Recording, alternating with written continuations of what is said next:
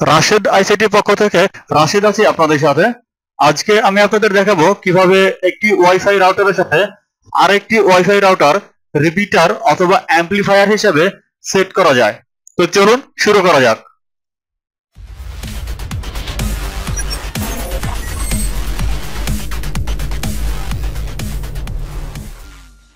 একটি রাউটারের সাথে আরেকটি রাউটারের কনফিগারেশন করার জন্য প্রথমে যে কাজটি করতে হবে সেটি হচ্ছে আমাদের সেকেন্ডারি যে রাউটার, ওই রাউটারের সাথে যে কোনো একটি কম্পিউটারের সাথে কানেকশন দিতে হবে। কানেকশন দিয়ে আমাদের রাউটারটি কনফিগার করতে হবে। তো চলুন, মনে করি আমাদের এই কম্পিউটারে সেকেন্ডারি রাউটারটি কানেক্টেড করেছি। এরপর হচ্ছে আমাদের যে কোনো একটি ব্রাউজার ওপেন করি। ব্রাউজার ওপেন করে রাউটারের ডিফল্ট পাসওয়ার্ড 192.168.0.1 লিখে আমাদের রাউটারের অ্যাডমিন প্যানেলে ঢুকি। অ্যাডমিন প্যানেলে ঢোকার জন্য ইউজার আইডি এবং পাসওয়ার্ড দিতে হয়, এটা আমরা অনেকেই জানি। এই ইউজার আইডি এবং পাসওয়ার্ড প্রত্যেকটা রাউটারেরই পেছনে লেখা থাকে। এরপর লগ ইন করার পর আমরা যদি রাউটারকে কনফিগারেশন করতে চাই তাহলে হচ্ছে নেক্সট বাটনে ক্লিক করতে হবে। কিন্তু আমরা রাউটারকে ফুলফিল কনফিগারেশন করব না। যেটা করব সেটা হচ্ছে একটা রাউটারের সাথে আরেকটা রাউটার, দ্যাট মিনস আমার যেটা প্রাইমারি রাউটার আছে, একটি রাউটার আছে আমার, সেই রাউটারের সাথে এই রাউটারকে জাস্ট কানেক্টেড করব। এক্ষেত্রে আমাদের প্রথমে যেতে হবে নেটওয়ার্কে। নেটওয়ার্ক থেকে ল্যান, এখানে আইপি অ্যাড্রেস আছে। আইপি অ্যাড্রেসের জায়গায় ডিফল্ট যে আইপি অ্যাড্রেসটা আছে 192.168.0.1, এটা হচ্ছে আমার প্রাইমারি রাউটারের আইপি অ্যাড্রেস। সো দ্যাট আমাদের সেকেন্ডারি রাউটারের ডিফল্ট আইপি অ্যাড্রেসটা একটু চেঞ্জ করে দিই, 1 করে দিই। এরপর হচ্ছে সেভ। ওকে, আমাদের রাউটারটি রিস্টার্ট হচ্ছে। রাউটার রিস্টার্ট হবার পর আসলে আমাদের নেক্সট কাজটি করতে হবে। তো চলুন একটু অপেক্ষা করি। ওকে, আমাদের রাউটার রিস্টার্ট হবার পর উপরে দেখতে পাচ্ছেন আমাদের ডিফল্ট যে আইপি অ্যাড্রেসটি ছিল সেই ডিফল্ট আইপি অ্যাড্রেসটি চেঞ্জ হয়ে গেছে। এখন আমরা পুনরায় আমাদের রাউটারের অ্যাডমিন প্যানেলে লগ ইন করি। অ্যাডমিন প্যানেলে লগ ইন করার পর এবার আছে ওয়্যারলেস থেকে আমাদের ওয়্যারলেসের নাম কি হবে সেটা আমরা এখান থেকে সিলেক্ট করে দিতে পারি।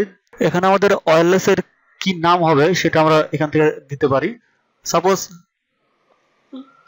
ওয়্যারলেসের নাম দিলাম হীরা।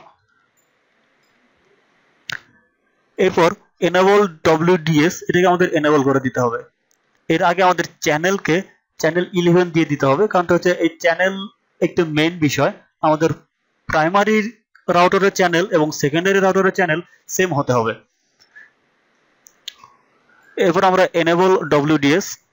এখন আমাদের স্ক্যান বাটনে ক্লিক করতে হবে। এই রাউটারের আন্ডারে কতগুলো ওয়াইফাই কানেকশন আছে সেগুলো আমাদের চলে আসবে। এতগুলো কানেকশন আছে, তো আমাদের হচ্ছে আইটি ক্লাস নামে একটি কানেকশন আছে। এই রাউটারের আন্ডারে অন্য একটি রাউটার আমরা কানেক্টেড করতেছি।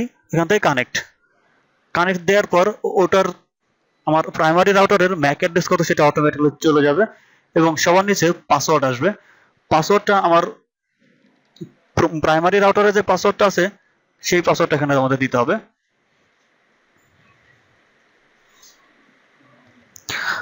এখানে আমাদের প্রাইমারি রাউটারের পাসওয়ার্ডটা দেওয়া হয়ে গেলে সেভ।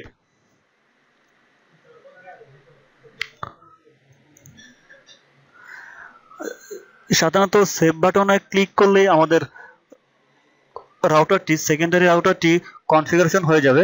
এরপর আমাদের ওয়্যারলেস